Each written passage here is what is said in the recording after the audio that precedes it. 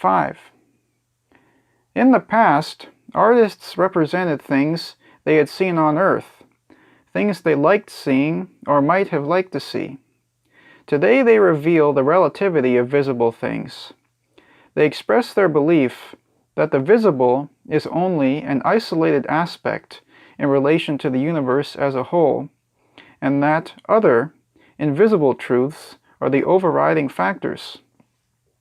Things appear to assume a broader and more diversified meaning, often seeming to contradict the rational experience of yesterday. The artist strives to express the essential character of the accidental. By including the elements of good and evil, a moral sphere is created. Evil is viewed not as an enemy whom we conquer or are conquered by, but as a force which has its share in the making of the whole, an essential factor in creation and evolution. The presence of the masculine principle, evil, disturbing, passionate, and the feminine principle, good, serene, growing, results in the forging of an ethical balance.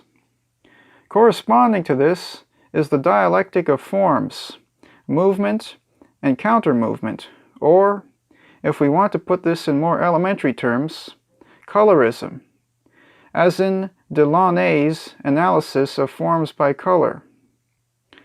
Every energy calls for its complement, for art is always seeking the equilibrium that arises out of the play of forces, a state in which abstract forms can become meaningful objects, or else pure symbols as constant as numbers and letters of the alphabet.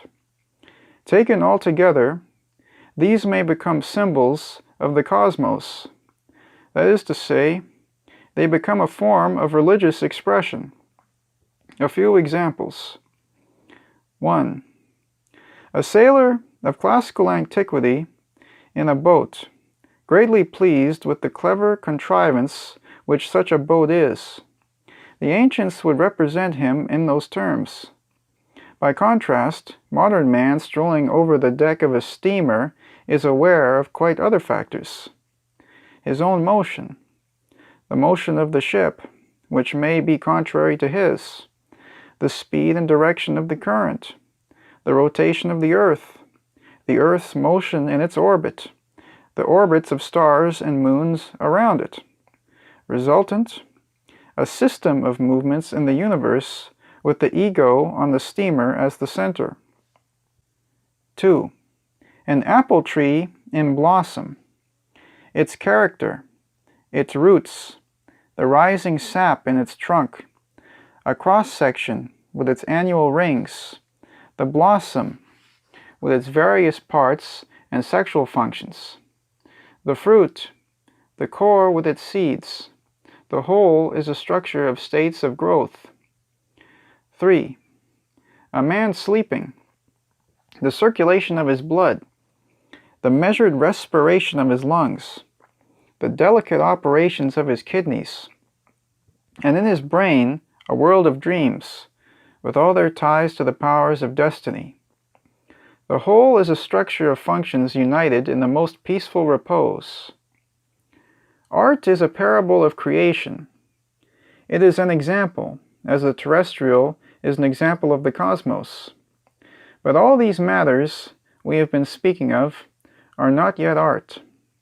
The release of the elements, the grouping of them in subdivisions composed of parts, the articulation of the whole by building up several aspects simultaneously, pictorial polyphony, the achievement of equilibrium between the various movements, all higher and still higher questions of form, are vital factors in artistic communication, but they do not in themselves produce art of the highest level. For at that level, mystery begins, and the intellect counts for nothing. At the highest level, imagination is guided by instinctual stimuli, and illusions are created, which buoy us up and stir us more than do the familiar things of earth. In that realm are born the symbols which comfort the mind, which perceives that it need not be chained to the potentialities of terrestrial things. Up there, ethical seriousness reigns, and along with it, impish laughter at the learned apparatus of scholars and parsons. Neither higher potentiality nor reality can be of any avail to us. Away with everyday things, and away with the occult sciences. They are barking up the wrong tree. Art goes beyond both the real and the imaginary object. Art plays an unknowing game with things. Just as a child at play imitates us, so we at play imitate the forces which created and are creating the world. Art should be at home everywhere, like a fairy tale, and it should know how to deal in good and evil, like the Almighty. To a man, art should be like a vacation in the country, an opportunity for him to change his point of view and see himself transplanted into a world of diversions which offers only pleasant things, and from which he returns, strengthened, to the routine of daily life. Still more, it should help him put off his shell, to imagine himself God for a few moments, and remembering the possibility of repeating such a transformation, to look forward to evening after work, when the soul sits down at table to nourish its famished nerves and replenish its weary organs with fresh juices. All art should lead to this, both the broad rivers and charming, aphoristic, many-branched rivulet of graphic art.